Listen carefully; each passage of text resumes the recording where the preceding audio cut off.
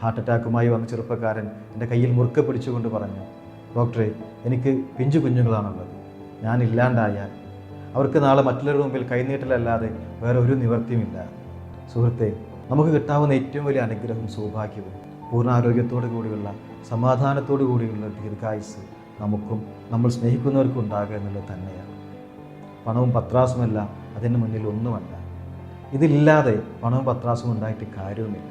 ജാതിയുടെയും മതത്തിൻ്റെയും രാഷ്ട്രീയത്തിൻ്റെയും പേരിൽ സോഷ്യൽ മീഡിയയിലും മറ്റും മറ്റുള്ളവരെ വേദനിപ്പിക്കുമ്പോൾ രണ്ട് കാര്യങ്ങൾ ഓർക്കുക. ഒന്ന്, ആ വേദനിക്കുന്ന മനസ്സിൽ നിന്ന് നമുക്കെതിരെ പ്രാർത്ഥനകൾ ഉണ്ടാവുമോ എന്നോ, നാളെ അവരോടൊരു സോറി പറയാൻ നമ്മളുണ്ടാകുമോ എന്നോ. അങ്ങനെ പരസ്പരം സൂക്ഷിച്ചും പ്രാർത്ഥിച്ചും നമുക്കെല്ലാവർക്കും പൂർണ്ണാരോഗ്യത്തോടെ സമാധാനത്തോടെ ദീർഘായുസ്സോടുകൂടി ജീവിക്കാം.